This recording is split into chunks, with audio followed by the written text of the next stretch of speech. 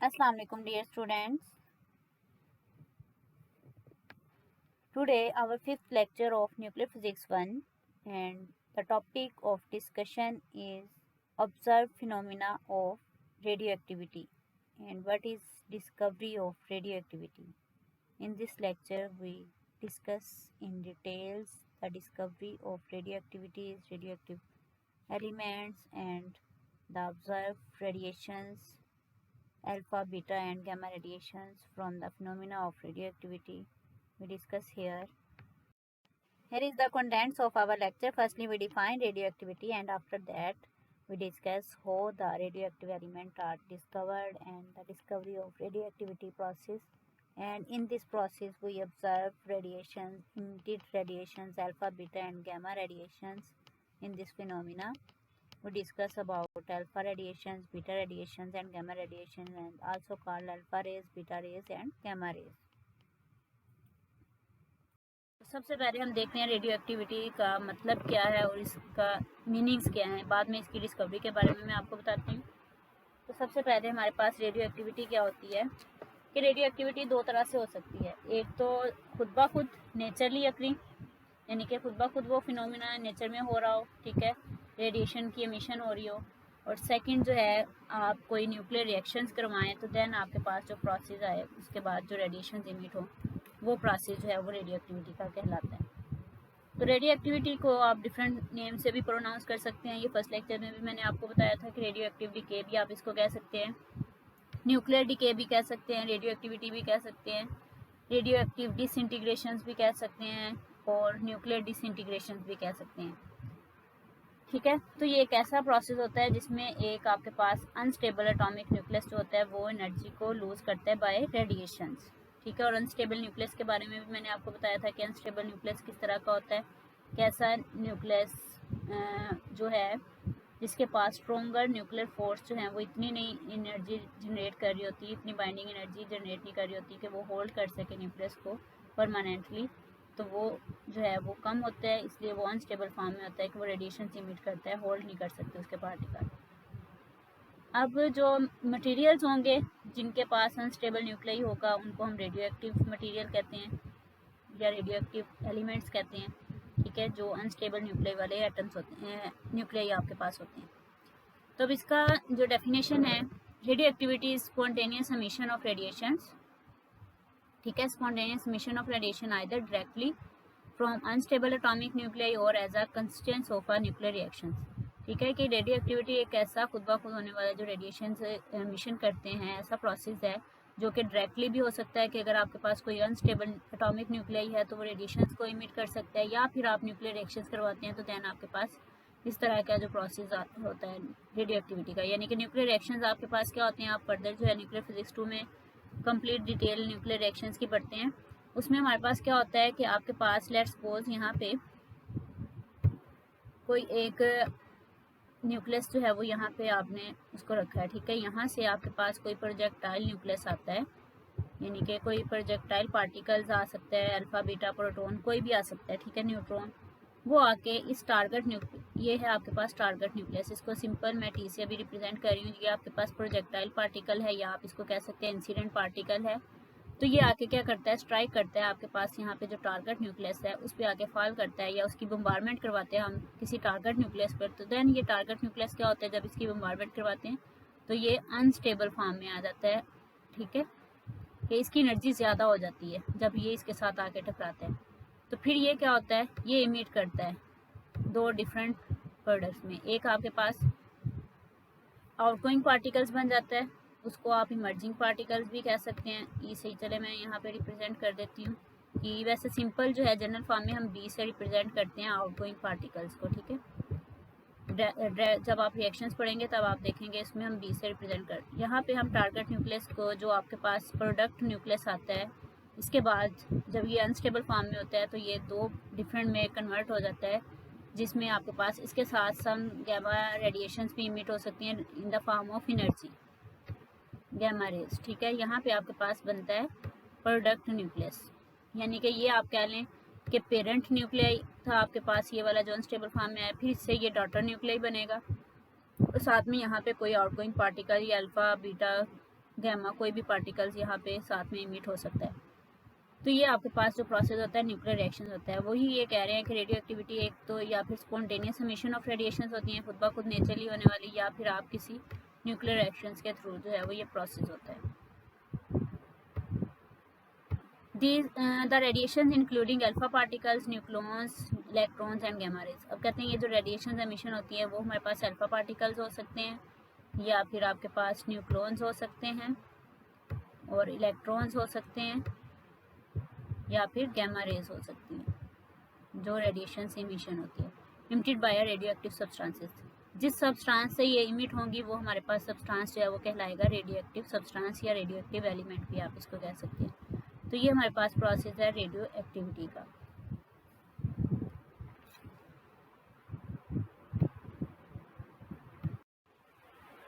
तो नेक्स्ट यहाँ पे देखें, the nuclei of naturally occurring having elements like uranium, thorium, radium and polonium are unstable and keep on emitting spontaneously invisible rays और radiation alpha beta gamma rays and give more stable elements.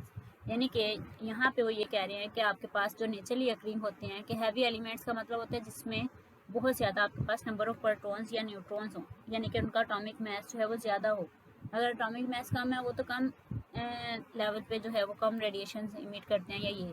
लेकिन हम लोगों ने पढ़ा है कि radio active elements जो है वो 83 से अबव जो अटॉमिक मास वाले होते हैं आपके पास एलिमेंट्स, वो ऐसे मटेरियल्स होते हैं जो हमारे पास रेडिएशन एमिशन करते हैं, इसलिए हम हैवी एलिमेंट्स यहाँ पे बोलते हैं, यानी कि उनका अटॉमिक मास जो है वो ज़्यादा होता है। यूरेनियम का 238 होता है, अगर आपको याद हो कि हमने यूरेनियम 238 अटॉमिक मास होता है।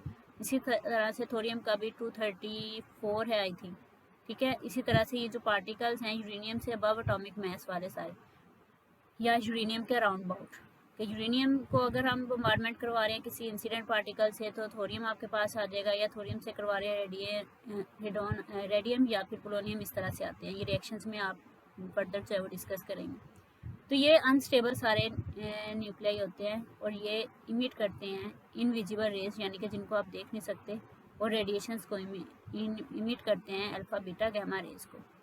और जो पार्टिकल साथ में बनता है वो फिर स्टेबल फॉर्म में होता है, वो स्टेबल एलिमेंट्स होता है, यानी कि जो पेरेंट न्यूक्लियाई होता है वो ये वाले हैं सारे अनस्टेबल न्यूक्लियाई, और जो फिर फर्दर ये एमिशन करेंगे रेडिएशंस का, और साथ में जो आपके पास एक और प्रोडक्ट न्यूक्लियस आता है वो कहते हैं कि वो स्टेबल एलिमेंट्स होंगे, ठीक है। These heavy elements are called radio active elements. अब इन हैवी एलिमेंट्स को हम क्या कहते हैं कि ये रेडियो एक्टिव एलिमेंट्स हैं, कि यानी कि जो रेडिएशन एमिशन करते हैं उनको हम रेडियो एक्टिव एलिमेंट्स कहते हैं। The property of emitting this radiations, अब ये जो प्रॉपर्टी है जिन रेडिएशन मिशंस की, रेडिएशन को एमिशन करना, इसका radio activity of the elements. तो वो जिस एलिमेंट से रेडियो एक्टिविटी रेडिएशन इमिट हो रही हैं उस एलिमेंट्स की ये जो प्रॉपर्टी है उसकी वजह से हम उसको कहते हैं ये रेडियो एक्टिविटी है उस एलिमेंट की। तो ये एक कंप्लीट प्रोसेस की रेडियो एक्टिविटी क्या होती है और रेडियो एक्टिव एलिमेंट्स क्या होते हैं और किस तरह की रेडिएशन इमिट करते हैं वो हम लोगों ने पढ़ा। अब हम देखेंगे कि इसकी रेडियो एक्टिविटी की इब्तिदा कैसे हुई, इसकी डिस्कवरी कैसे हुई।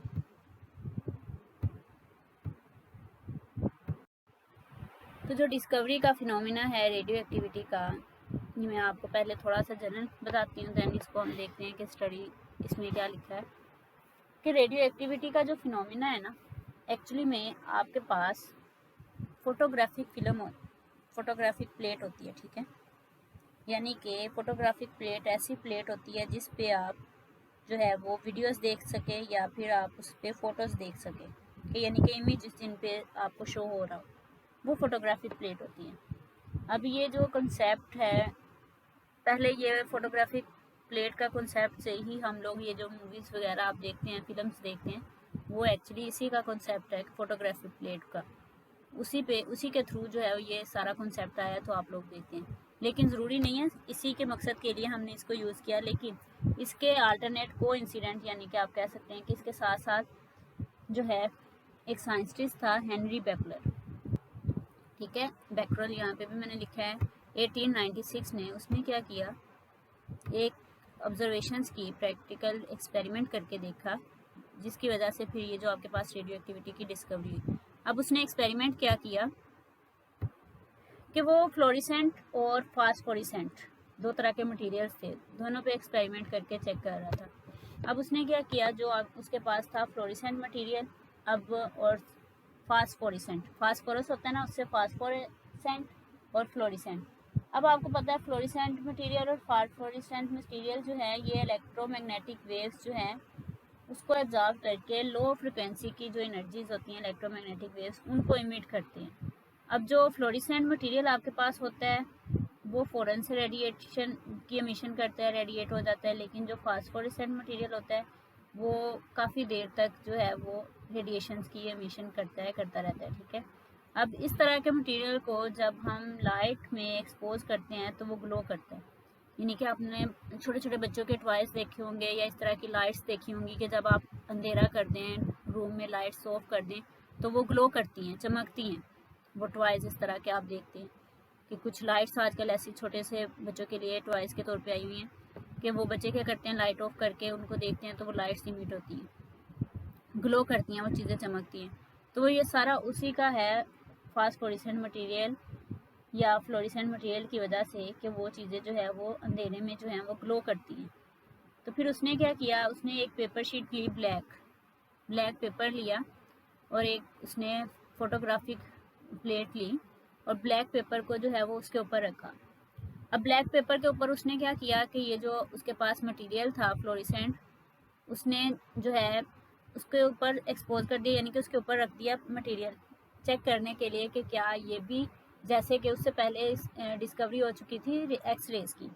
एक्स-रेज़ क्या होती हैं कि आपको पता है एक्स-रेज़ से क्या होता है कि आप एक्स-रेज़ जब करवाते हैं आप अपने बॉडी के किसी भी पार्ट का, अगर हैंड का करवाते हैं तो वो क्या करता है, एक्सरे क्या करता है कि आपके बॉडी की वो पेनिट्रेट करती हैं वहाँ से रेडिएशंस आपके मैस में से, और जो आपकी बोन्स होती हैं उनका इमेज जो है वो उसके ऊपर आ जाता है प्लेट पे। तो यही एक्सरेज़ के इमेज को कॉन्सेप्ट्स को वो माइंड में रखते हुए उसने क्या किया, फ्लोरेसेंट प्लेट पे इस तरह से ब्लैक शीट पेपर ली, उसके ऊपर फ्लोरेसेंट ये जो है मटेरियल रखा और फिर उसने देखा कि क्या, कुछ टाइम के बाद उसने जब पेपर को वहाँ से रिमूव किया ब्लैक पेपर को, तो उसने देखा नीचे कोई भी इमेज इस तरह से जो है डेवलप नहीं हुआ। तो इंसिडेंटली अचानक से फिर उसने क्या किया, उस फ्लोरेसेंट मटेरियल की बजाय उसने फास्फोरेसेंट मटेरियल वहाँ पे यूरेनियम का साल्ट जो है वो वहाँ पे रख दिया। ठीक है, फास्फोरेसेंट मटेरियल से पेनिट्रेट नहीं हुई है, कोई भी इमेज उसको नहीं मिला जैसे कि एक्सरे से मिलता था। फिर उसने क्या किया, यूरेनियम का साल्ट लिया।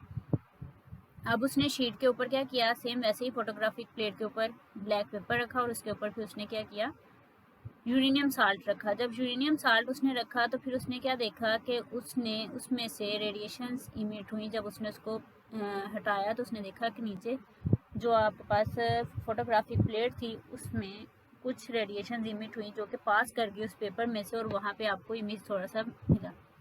फिर उसने देखा कि ये जो फ्लोरेसेंट और फास्फोरेसेंट मटेरियल हमारे पास आ रहा है उससे वो हमारे पास जो है नहीं मिल रहा वो कंसेप्ट जो एक्सरेज का है, लेकिन ये यूरेनियम साल्ट तो ऐसा मटेरियल है जिसका उससे बिहेवियर थोड़ा डिफरेंट है और ये पेनिट्रेट कर रहा है पेज में से और हमें उसका इमेज मिल रहा है। तो उस वक्त जो है उस वजह से जो है वो जो मटेरियल था हमारे पास यूरेनियम था, तो वो रेडियो एक्टिव मटेरियल था, यानी कि अनस्टेबल मटेरियल था। उसने ऑब्जर्व किया कि वो कुछ रेडिएशन इमिट करता है। फिर वहाँ से हमारे पास जो है वो कंसेप्ट आया डिस्कवरी ऑफ रेडियो एक्टिविटी का।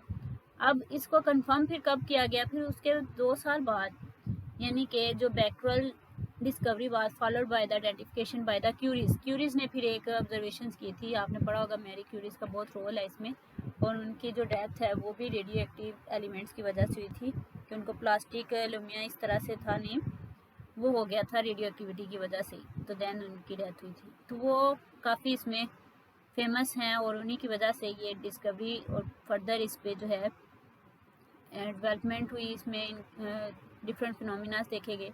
तो वो क्यूरीज ने एक एक्सपेरिमेंट किया था जिसमें उसने बताया था कि जो पोलोनियम और रेडियम है ये भी रेडियो एक्टिव एलिमेंट्स हैं, यानी कि ये भी रेडिएशंस जो है वो इमिट करते हैं। तो देन फिर वो जो बैक्यूरेल ने कंसेप्ट दिया था वो भी कंफर्मेशन हुई कि ऐसे कुछ पार्टिकल्स हैं, एलिमेंट्स हैं जो कि रेडिएशंस इमिट करते हैं। The activity of radium as measured by the intensity of the emitted rays was found to be more than a million times that of uranium. अब जो डिस्कवरी बैक्यूरेल ने बताई थी कि यूरेनियम से रेडिएशन इमिट होती हैं, जब क्यूरीज ने ये किया उसने क्या देखा कि उसकी जो इंटेंसिटी ऑफ इमिटेड रेस की है वो ज़्यादा है एज़ कम्पेयर टू यूरेनियम। कि यानी कि यूरेनियम से भी ज़्यादा पेनिट्रेट वो कर रहे हैं, यानी कि वो पास आउट कर रहे हैं। अगर कोई पेपर आप रखते हैं कोई शीट, उसमें से उनकी जो इंटेंसिटी है इमिटेड रेज की वो ज़्यादा है एज़ कम्पेयर टू यूरेनियम।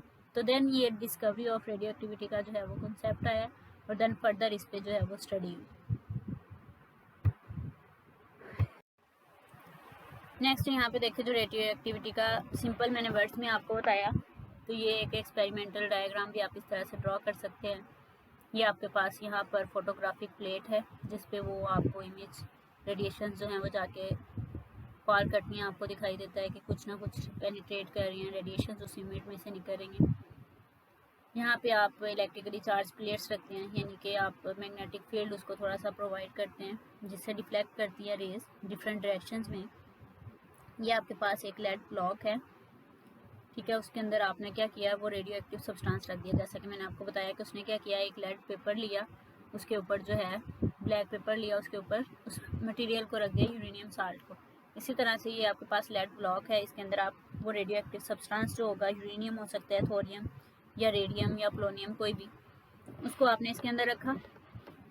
तो देन उसने क्या किया, पेनिट्रेट जब किया तो ये पॉजिटिव और नेगेटिव प्लेट्स की वजह से उसने ऑब्जर्व किया कि एक दफ़ा उसने उसको मैग्नेटिक फील्ड अप्लाई किया तो उसने देखा कि रेडिएशन जो है वो कुछ पॉजिटिव प्लेट्स की तरफ गई हैं और कुछ स्ट्रेट फॉरवर्ड गई हैं, ठीक है।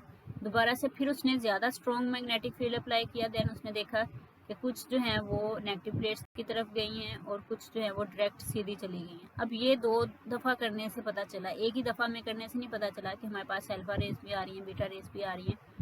इनका क्या कॉन्सेप्ट है, इसको भी मैंने फर्दर पॉइंट्स में लिखा है, देन आपको क्लियर हो जाएगा कि क्या कॉन्सेप्ट है इसका। तो ये एक एक्सपेरिमेंटल सेटअप है। It can be shown by means of experiments in magnetic field that there are 3 kinds of radiation from naturally acting radio active substances. ये एक्सपेरिमेंटल सेटअप है जिसकी वजह से बाद में हमें पता चला था कि रेडियो एक्टिव एलिमेंट्स जो होते हैं वो 3 kinds of radio active radiation जो हैं वो इमिट करते हैं नेचुरली। वो 3 काइंड्स आपके पास क्या हैं उनको हम देखते हैं। ये एक्सपेरिमेंटल सेटअप जो है, जो भी मैं आपको एक्सप्लेन कर रही थी, उसको यहाँ पे वर्डिंग्स में भी लिखा गया है, इसको अगर आप देखें।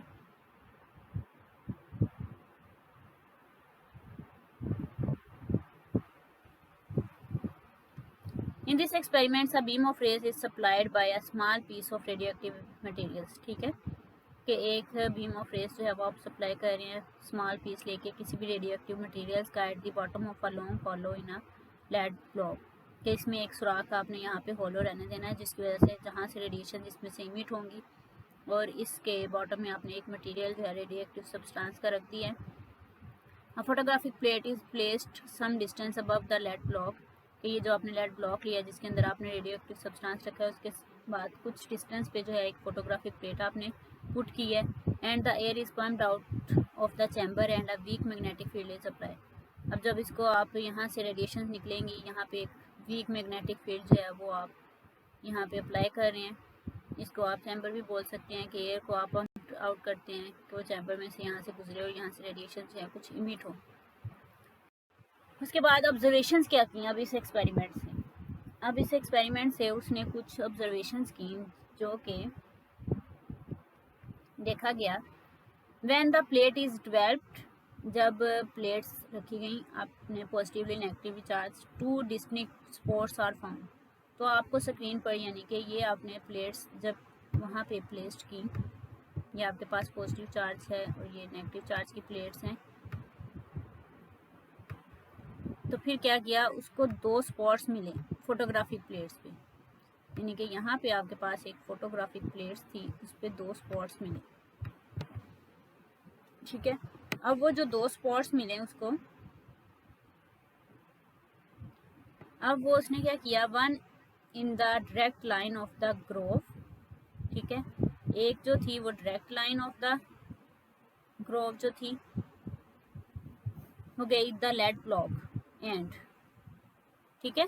ग्रोव बोलते हैं जैसे आप एक कहते हैं ना, उसमें से जो आपने नंबर ऑफ रेज दी, ठीक है, कि उसमें से डायरेक्टली पास हो रही है, एक वेन एक डायरेक्शन में जा रही है, एक साइड पे वेन टाइप कह लें या रास्ता आप जैसे कहते हैं, रोड होती है या स्ट्रीट होती है, ऐसे one in the direct line of the groove in the lead block, कि यानी एक बिल्कुल ऐसे जाते हुए उस पर स्पॉट आपको दिखाई दिया and one deflected to the right, और एक जो है वो डिफ्लेक्ट होगी राइट साइड पे। यानी कि अगर ड्रॉ करूँ, एक ये सीधी चली गई उस ड्रॉ में से, एक जो है वो राइट साइड पे जो है वो इस तरह से डिफ्लेक्ट करेगी।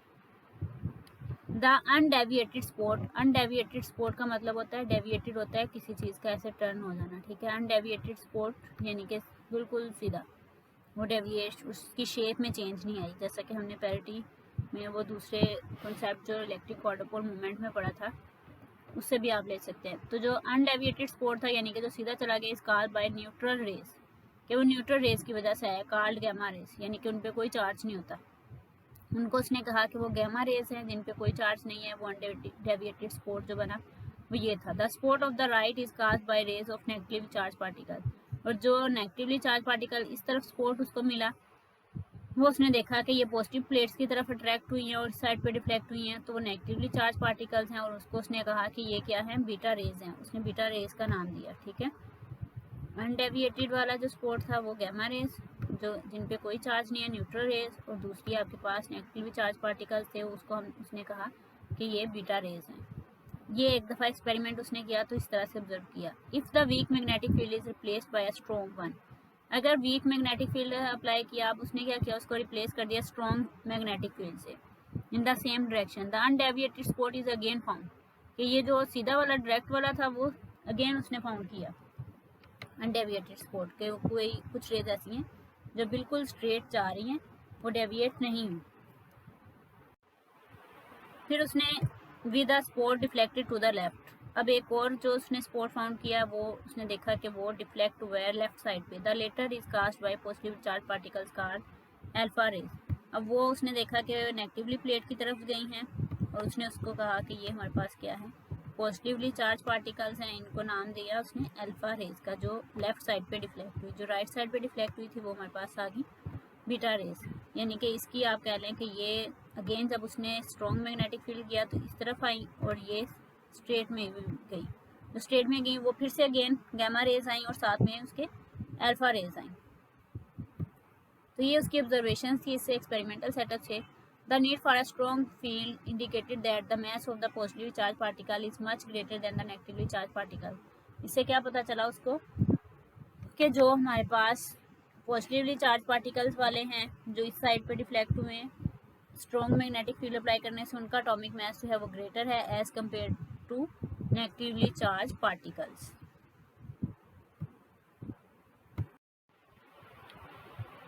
अब नेक्स्ट क्या पॉइंट है, all three radiations are not emitted simultaneously by are radioactive substance. अब इस लाइन का ये मतलब है, ये कह रहे हैं कि अगर आप कोई एक्सपेरिमेंट करवाते हैं या न्यूक्लियर रिएक्शंस करवाते हैं तो इस तरह से पॉसिबल नहीं है कि आपको एक ही रेडियोएक्टिव एलिमेंट से सारी जो हैं वो एक ही टाइम में सारी मिले रेडिएशंस, बीटा पार्टिकल्स भी मिले, अल्फा पार्टिकल्स भी मिले, साथ में गैमा रेस, ये सारे एक टाइम मिले। ये इस तरह से नहीं होता कि जितने भी रेडियोएक्टिव एलिमेंट्स हैं कि उनमें एक ही टाइम में सारी मिले। होता क्या है कि आपको अगर अल्फा पार्टिकल्स मिल रहे हैं, कोई आप न्यूक्लियर रिएक्शंस करवा रहे हैं, या कोई ऐसे अनस्टेबल न्यूक्लियाई हैं जो कि रेडिएशन इमिट कर रहे हैं, या तो वो अल्फा रेज इमिट करेंगे या फिर बीटा रेज इमिट करेंगे, दोनों में से एक करेंगे। या फिर इस तरह से हो सकता है कि अल्फा रेज इमिट करे, उसके बाद उसका फर्दर प्रोसेस करवाएं तो वो बीटा रेज इमिट कर सके। लेकिन एक टाइम में आपको अल्फा और बीटा दोनों नहीं मिलती किसी भी रेडियोएक्टिव एलिमेंट से।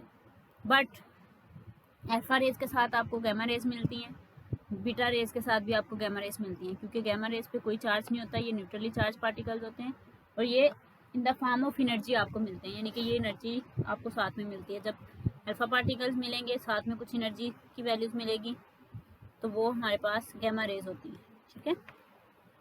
तो इनका ये मतलब है, ये जो मैंने अब पॉइंट्स लिखे हैं कि all three radiations are not emitted simultaneously by all radioactive substances, ठीक है। Some elements emit alpha rays, other elements emit beta rays, while gamma rays sometimes accompany one and sometimes the other, ठीक है, कि वो एक ही दफ़ा में उनके साथ भी मिल सकती है, अल्फा रेज के साथ भी, समटाइम बीटा रेज के साथ भी, या फिर दोनों के साथ भी आपको गैमा रेज जो है वो मिल सकती हैं। लेकिन जो पार्टिकल्स बीटा रेज इमिट कर रहे हैं वो अल्फा रेज नहीं उस टाइम में करेंगे, ये आप लोगों ने माइंड में रखना है। कोई भी अगर आपके पास रिएक्शन या कोई कंसेप्ट इस तरह से कुछ पूछते हैं तो वो आपको पता होना चाहिए कि दोनों एक टाइम में इमिट नहीं हो सकते। The activity of a given material is not affected by any simple physical और केमिकल प्रोसेसेस। अब ये जो एक्टिविटी है, जो हमने फिनोमेना के बारे में बताया, ये इफेक्ट नहीं करता किसी भी केमिकल प्रोसेस को या फिर physical, such as change in temperature और chemical combination with non radio active substances. यानी कि अगर टेम्परेचर या केमिकल कम्बिनेशन में कोई चेंज करें जो कि हमारे पास non active radio active elements हैं, तो उनको ये इफेक्ट नहीं करता जो कि हमारे पास नेचुरली अकरिंग मटेरियल का हम एक्टिविटी करवा के चेक कर रहे हैं।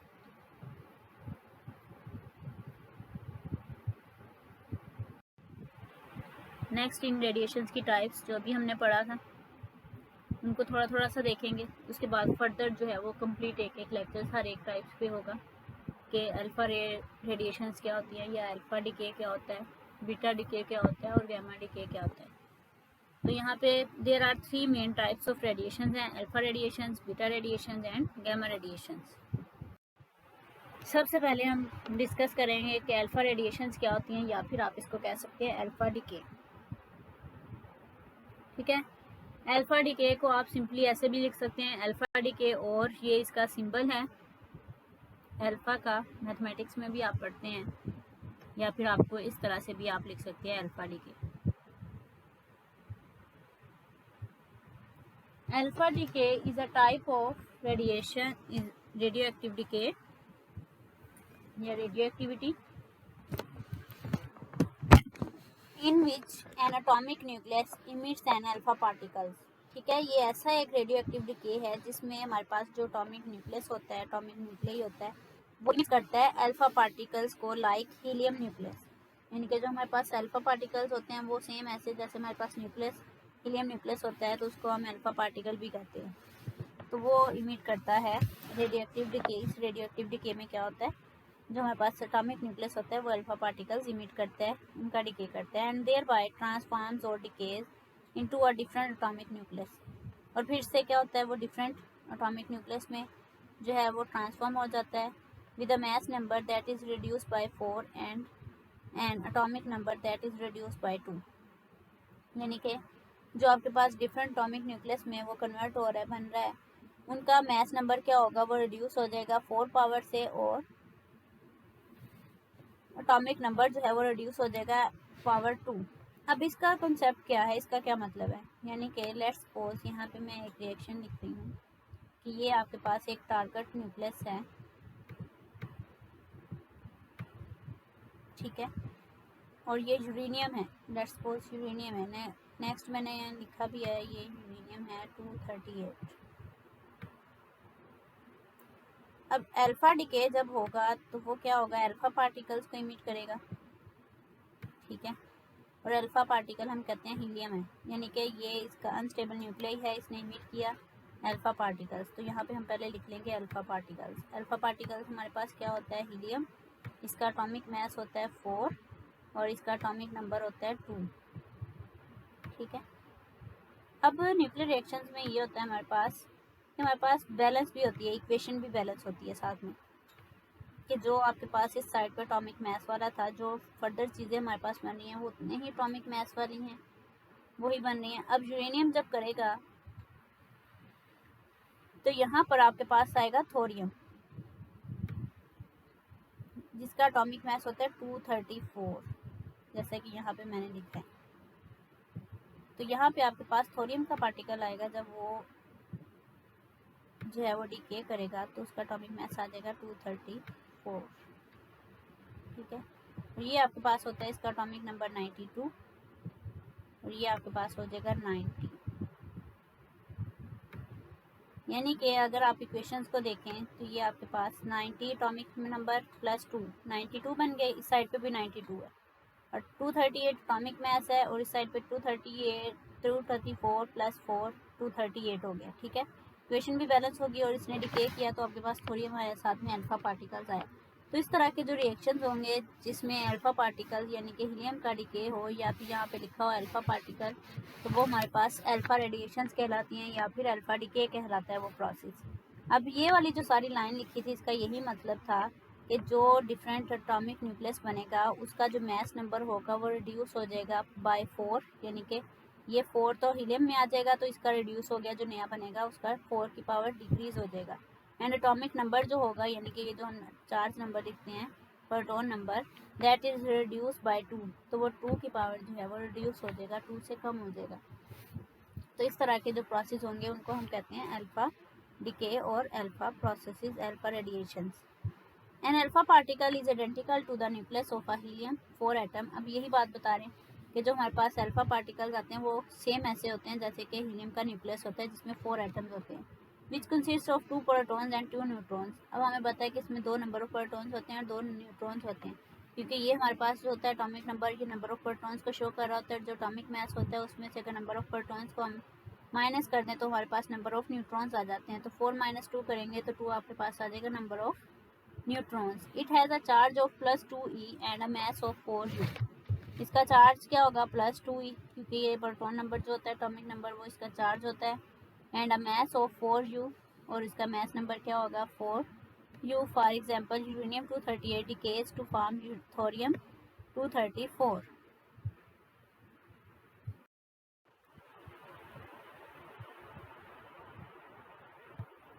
अल्फा डीके की एग्जांपल क्या है? Radio active element emits an alpha particle, the mass number of the daughter element is decreased by 4 units and atomic number gets decreased by 2 units। यानी कि आप देखें एक ही डेफिनेशन, एक ही चीज़ है, उसको आप डिफरेंट टर्म्स में जो है वो लिख सकते हैं। अब देखें 3 तरह से इसकी डेफिनेशन बन रही है। एक में मैंने वर्ड यूज़ किया रिड्यूस बाय 4, ठीक है। एक में मैंने यूज़ किया यूनिट्स, डिक्रीज यूनिट्स किया रिड्यूस की जगह पे, ठीक है। इसी तरह से जो फर्स्ट वाला था उसमें हमने एटॉमिक मास और एटॉमिक नंबर्स का के अकॉर्डिंग जो है उसको एक्सप्लेन किया। तो ज़रूरी नहीं है ये तीनों डेफिनेशंस आप लिखे, कोई एक भी लिख सकते हैं आप, ठीक है। लेकिन एग्जांपल अगर आपने उसकी लिखनी है तो फिर उसमें आपको बताना है उसमें।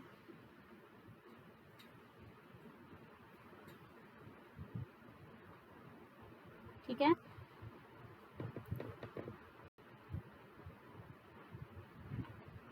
तो ये आप देखें, यही आपके पास जो भी मैंने एग्जांपल लिखी थी कि यूरेनियम 238 आप लेते हैं और वो थोरियम 234 में कन्वर्ट हो जाता है और आपके पास हीलियम आ जाता है पार्टिकल, यानी कि जो अल्फा पार्टिकल्स है या अल्फा रेज आप इसको कह सकते हैं। देखें इसी का जनरल फार्मूला मैंने यहाँ पे लिख दिया है। आप जनरल फार्मूला से भी इसकी जो है वो डेफिनेशन कर सकते हैं। Hence after emission the mass number of the emptying nucleus reduces by 4 and the atomic number reduces by 2, ठीक है। Therefore, the transformation of XAZ nucleus to A-4Z-2 nucleus is expressed as follows। कि यहाँ पे उन्होंने general form में ले लिया कि ये जो X है ये आपके पास कोई अनस्टेबल न्यूक्लियस है। X की जगह पे आप यूरेनियम ले सकते हैं, थोरियम, कोई भी आप रेडियो एक्टिव एलिमेंट्स ले सकते हैं जिसका एटॉमिक मास जो है उसको हम A से रिप्रेजेंट करते हैं, और एटॉमिक नंबर जो है ये A जो है वो उसके एटॉमिक मास नंबर को शो कर रहा है और C जो है वो उसके एटॉमिक नंबर को शो कर रहा है, ठीक है। तो ये जनरल फार्मूला भी आप इस तरह से लिख सकते हैं। X जो है वो आपके पास कोई भी रेडियो एक्टिव एलिमेंट्स होगा जो कि एमिशन करेगा रेडिएशंस की। तो ये क्या हो जाएगा, एटॉमिक मास जो नया बनेगा यहाँ पे आप उसको X भी लिख सकते हैं या फिर आप उसको Y लिख दें यहाँ पे, या फिर X ही लिख के आप लिख दें कि उसका जो एटॉमिक मास होगा वो A-4 करेंगे, यानी कि 4 उसका लेस हो जाएगा, और जो एटॉमिक नंबर होगा वो Z-2 यानी कि 2 की पावर वो लेस हो जाएगा उसका। तो नेक्स्ट आपके पास आ जाएगा इज द डॉटर न्यूक्लियस। तो ये हमारे पास होगा डॉटर न्यूक्लियस। ये आपके पास where AXZ is the parent nucleus, यानी कि ये जो आपके पास होगा अनस्टेबल न्यूक्लियस उसको आप पेरेंट न्यूक्लियस कहेंगे, और जो डॉटर न्यूक्लियस बनेगा वो इस फॉर्म में आएगा। और साथ में ये आपके पास क्या आया है, अल्फा पार्टिकल्स या अल्फा रेडिएशंस या अल्फा रेज, इसको आप कह सकते हैं। उसके बाद इसकी एक एग्जांपल ये देखें, अगर इस फॉर्म में हम इसको देखें, पेरेंट न्यूक्लियस आपके पास है यूरेनियम 238-92, तो वो जब डिके करेगा तो आपके पास ये हीलियम बनेगा जिसमें 2 नंबर ऑफ प्रोटॉन्स हैं और 2 ही नंबर ऑफ न्यूट्रॉन्स हैं। यहाँ पे प्रोटॉन को ऑरेंज और येलो से शो किया गया और न्यूट्रॉन्स को स्काई और ब्लू से शो किया गया। तो ये जो डॉटर न्यूक्लियस बन रहा है ये पेरेंट न्यूक्लियस है और ये डॉटर न्यूक्लियस है थोरियम, जिसका एटॉमिक मास है 234 एंड 90 उसका एटॉमिक नंबर। ये एम्प्टीड अल्फा पार्टिकल्स है जो कि हीलियम का है। और ये है डिके इवेंट। यहाँ पे ये जो येलो की फॉर्म में कि कुछ आपको एनर्जी भी मिल सकती है in the form of gamma rays. ठीक है, तो इस तरह से ये एक प्रोसेस होता है अल्फा डिके का। तो ये हमारे पास है। उसके बाद है बीटा डिके। अभी हमने अल्फा डिके पढ़ा, beta decay. Beta particles are electrons और पॉजिट्रॉन। अब अल्फा पार्टिकल्स तो हमने कहा कि वो हीलियम न्यूक्लियाई होंगे या अल्फा रेज आप उसको लिख सकते हैं, लेकिन बीटा का पार्टिकल्स दो तरह के होंगे, या तो इलेक्ट्रॉन्स और या फिर पॉजिट्रॉन। पॉजिट्रॉन क्या होता है? Electrons with positive electric charge और एंटी इलेक्ट्रॉन, यानी कि उसके ऑपोजिट आप कहते हैं कि वो या तो फिर पॉजिटिव नेगेटिव चार्ज हो सकता है, पॉजिटिव इलेक्ट्रिक चार्ज हो सकता है, या फिर एंटी इलेक्ट्रॉन हो सकता है। क्योंकि इलेक्ट्रॉन्स पे हमें पता है नेगेटिव चार्ज होता है, तो जो हमारे पास एंटी इलेक्ट्रॉन होगा उस पर नेगेटिव चार्ज होगा। इसी तरह से आप इसको कहते हैं। उसके बाद है नेक्स्ट आपके पास beta decay occurs when in a nucleus with too many protons और टू मैनी न्यूट्रॉन्स। कि बीटा डिके कब होता है? जब आपके पास न्यूक्लियस में जो नंबर ऑफ प्रोटॉन्स हैं वो ज़्यादा हों और नंबर ऑफ न्यूट्रॉन्स जो हैं वो भी ज़्यादा हों।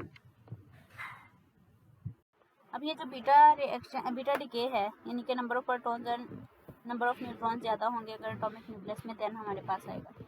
वो किस तरह से हो सकता है? वन ऑफ द प्रोटॉन्स और neutrons is transform into the other. कि जिसमें हमारे पास नंबर ऑफ प्रोटॉन्स ज़्यादा हैं तो वो ट्रांसफॉर्म होकर आपको या तो एक प्रोटॉन्स देंगे या फिर न्यूट्रॉन्स देंगे। अब वो डिपेंड करेगा कि आपके पास नंबर ऑफ प्रोटॉन्स उस एटॉमिक न्यूक्लियस में ज़्यादा है या फिर नंबर ऑफ न्यूट्रॉन्स ज़्यादा है। इन बीटा माइनस के अब इसकी भी टू टाइप्स हैं कि जो बीटा डिके होता है, एक बीटा माइनस डिके होता है और एक बीटा पॉजिटिव डिके होता है। ठीक है, इसको मैं यहाँ पे हाईलाइट कर देती हूँ। एक बीटा प्लस डिके यानी कि बीटा पॉजिटिव डिके और एक बीटा माइनस डिके होता है।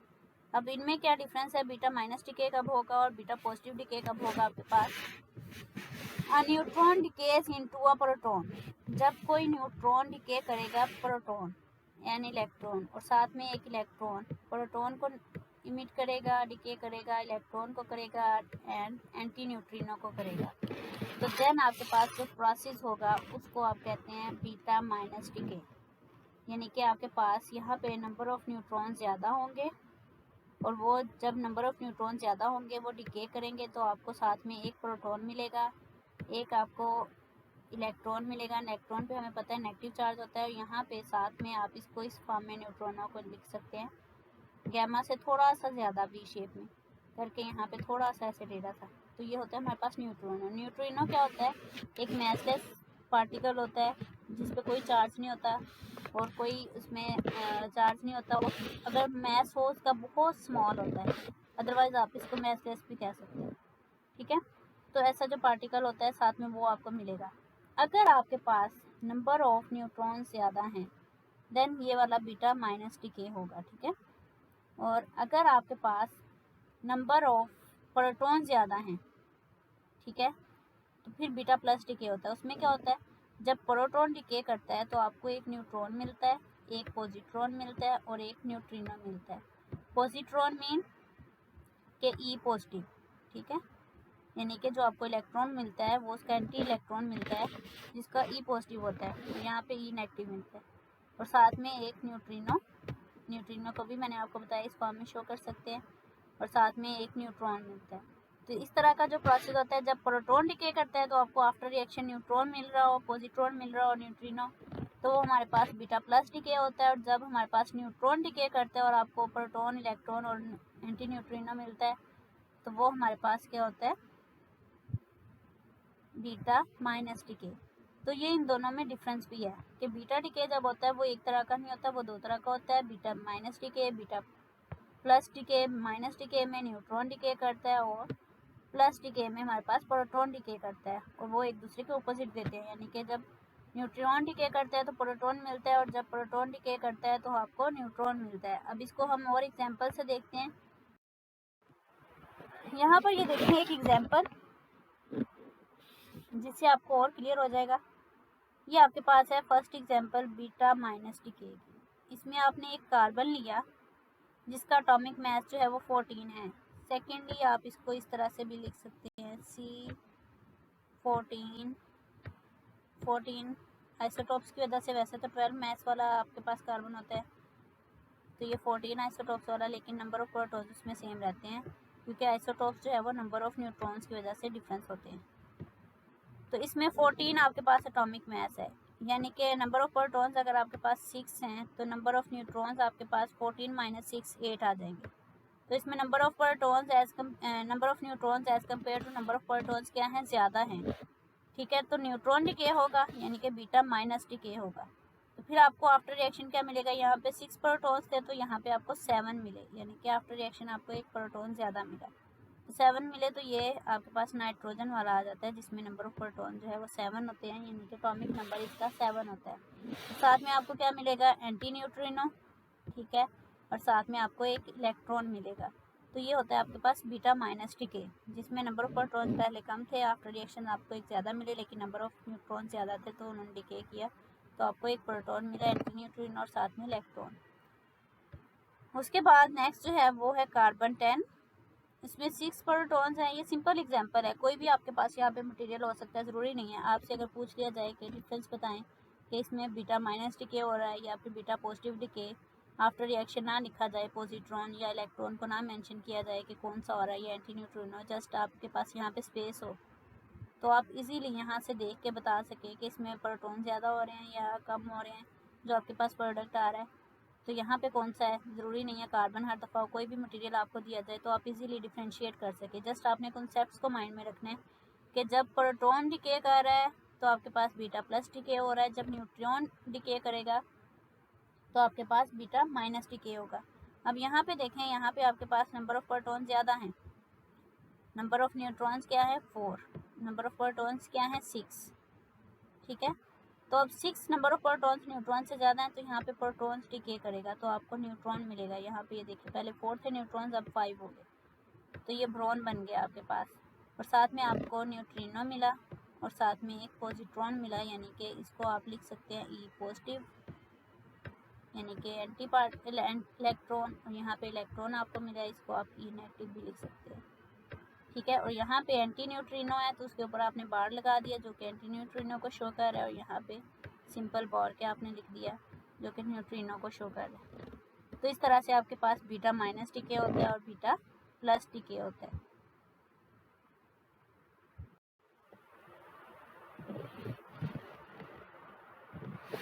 तो लास्ट आपके पास आ जाता है गैमा रेडिएशन और gamma decay. Gamma decay also known as gamma radiation, symbol gamma, ठीक है। आपको पता है इसका सिंबल जो है वो जैसे स्मॉल आर हम लिखते हैं उसी की तरह का होता है कि स्मॉल आर को आप 2-3 तरह से लिखते हैं। तो जो इस तरह से आप ऐसे करके स्मॉल आर होता है उसमें थोड़ी सी स्पेस, इसमें सेंटर में स्पेस, स्मॉल आर में ऐसे, लेकिन इसमें वो आपने स्पेस भी फिल कर देनी होती है, उसी को सिंपल ऐसे इस सिंबल में लिखना है, ये जैसे लिखा है। तो जहाँ पे ये सिंबल है वो आपकी गैमा को शो करेगा। तो गैमा रेज और इसको also known as gamma radiations और is the penetrating from of high electromagnetic radiation rising from the radioactive decay of atomic nuclear. अब इसका क्या मतलब है कि जो आपके पास गैमा रेज होती हैं ये हाईली पेनिट्रेटिंग होती हैं, यानी कि ये इलेक्ट्रोमैग्नेटिक रेडिएशंस को काफ़ी डिस्टेंस तक जो है वो ट्रैवल कर सकती हैं। तो कोई भी आपके पास अगर रेडियो एक्टिव एलिमेंट है तो उससे ये डिके होती हैं, तो इसको हम कहते हैं गैमा रेज या फिर gamma radiation. As compare to alpha और बीटा ये इनकी पेनिट्रेशन जो है वो ज़्यादा होती है। It consist of the shortest wavelength electromagnetic waves and so impact the highest photon energy, यानी कि इनकी वेवलेंथ अगर शॉर्ट होगी तो इनकी एनर्जी जो है वो हाई होगी। आप लोगों ने इलेक्ट्रोमैग्नेटिक स्पेक्ट्रा जो है वो पढ़ते हैं, उसमें हमें एक रेंज लिखी होती है इलेक्ट्रोमैग्नेटिक स्पेक्ट्रम में कि यहाँ पे सेंटर में विजिबल रीजन को शो किया होता है, एक साइड पे इंफ्रारेड जो दूसरे रीजन हैं उनको एक साइड पे ये आपकी वेव जो है रेडियो वेव्स या इस तरह से वो सारी शो की होती है। वहाँ पे आपको बताया होता है कि अगर आपकी इस साइड पे वेवलेंथ जो है वो इंक्रीज़ कर रही है तो इट्स मीन इनकी फ्रिक्वेंसी जो है वो कम होगी और एनर्जी जो है वो कम होगी। हमें पता है v is equal to F lambda होता है और फ्रिक्वेंसी और वेवलेंथ एक दूसरे के इन्वर्सली प्रोपोर्शनल होते हैं। तो इसलिए ये जो है इनकी वेवलेंथ जो है वो शॉर्ट होती है, इसलिए इनकी फ्रिक्वेंसी और एनर्जी जो है वो ज़्यादा होती है। एनर्जी कैसे ज़्यादा होती है? एनर्जी का भी आप लोगों ने रिलेशन पढ़ा है कि E is equal to H F, यानी कि एनर्जी जो है वो डायरेक्टली प्रोपोर्शनल होती है फ्रिक्वेंसी के। तो अगर इनकी वेवलेंथ कम है, फ्रिक्वेंसी ज़्यादा है, तो इट्स मीन कि उनकी एनर्जी जो है वो भी ज़्यादा होती है। हाईएस्ट फोटोन एनर्जी होती है पॉली वेरेट, ये एक साइंटिस्ट का नाम है, a French chemist है and physicist discovered gamma radiation in 1900 while studying radiation emission by radium। जबकि वो आप लोगों को पता है 1898 में जो क्यूरी है उसने रेडियन और पोलोनियम की जो है वो बताया था कि वो भी रेडियो एक्टिव एलिमेंट्स है, रेडिएशंस की एमिशन करते हैं। उसके बाद फिर ये एक फ्रेंच केमिस्ट था पॉल वेलर, इसने जो है वो ऑब्जर्वेशंस की, डिस्कवर किया गैमा रेडिएशंस को।